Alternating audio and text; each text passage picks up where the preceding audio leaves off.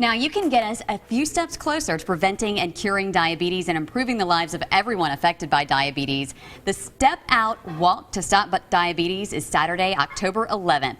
This is Dr. Anita Kimmerly, and she's an endocrinologist with the Diagnostic and Medical Clinic at Infirmary Health. And also Carol Grant is with us this morning. She's a special events coordinator for the American Diabetes Association.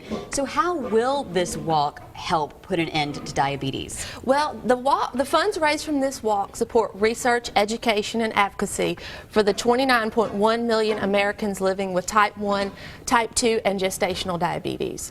Okay. And what's great about these events is that some of this money does stay right here in Alabama. That is great. It's good to know that it's staying local. I think we've all seen the commercials with Bret Michaels saying diabetes has been called a silent epidemic. Let's call it out for what it is. Dr. Kimmerly, what does that mean? Explain that. Well, diabetes often can go undiagnosed for many years before it becomes clinically evident, and I think that's where the silent part comes in. And epidemic, the incidence is really increasing rapidly, and this is felt to due to the problem of obesity and genetics. Inheritance.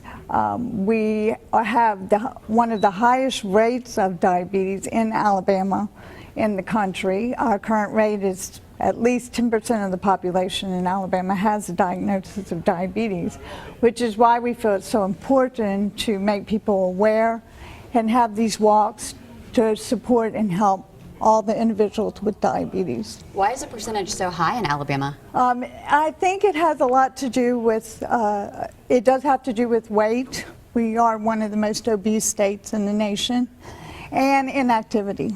Diet and exercise, which is something that we'll be talking about at this walk. Now, there are two types, and type 1 affects usually young adults, kids. Type 2 is the one that potentially all of us are at risk for getting. Correct. Type 1 and type 2 are actually very different diseases. Type 1 is a deficiency, absolute deficiency of insulin, and usually presents at an early age, although we often do see it now even more frequently as a young adult, and requires the administration of insulin for treatment. Of course, diet and exercise are important for those individuals also. Now, type 2 is more of a resistance to the insulin, inability to produce enough insulin, and the liver produces too much glucose. Okay, my grandmother had diabetes. I remember watching her give herself insulin every day, and that was the scariest thing for me, and she tried to explain it to me and how to live the healthier lifestyle even when I was young, and always gave me fruit, maybe too many bananas and things like that, but tried to get me to live that healthier lifestyle. I always said, I don't want to stick myself every day. So that could be one reason you want to make sure you live a healthier lifestyle, but just in general you do, and one way you can do that and also help, again, put an end to diabetes is this walk. It's going to be next weekend. Right. It's Saturday, October the 11th. It's the Step Out Walk to Stop Diabetes presented by Infirmary Health, and it's going to be a great event. It's going to take place at the University of South Alabama at the Molten Bell Tower. Registration begins at 8 o'clock. The walk begins at 9.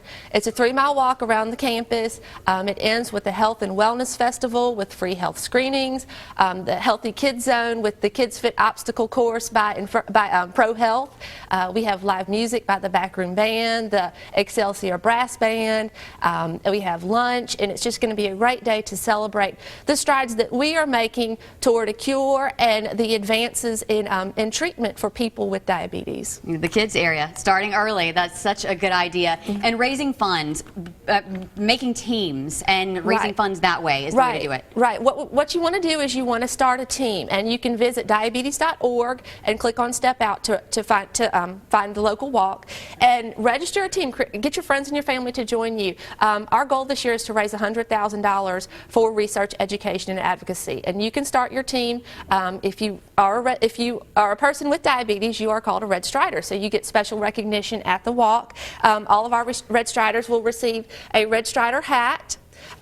If you raise $100 or more, you will receive the Red Strider T-shirt, and all walkers will receive, who raise $100 will receive a T-shirt. And our goal is to have everyone be a champion for diabetes and raise $1,000 so that we can find a cure for this disease and treat this disease and do what we need to do. Yeah, so tell your friends, tell your family, create that team, and walk. Everything we've been talking about is also on fox10tv.com on our Studio 10 page. The Step Out Walk to Stop Diabetes is Saturday, October 11th at the University of South Alabama.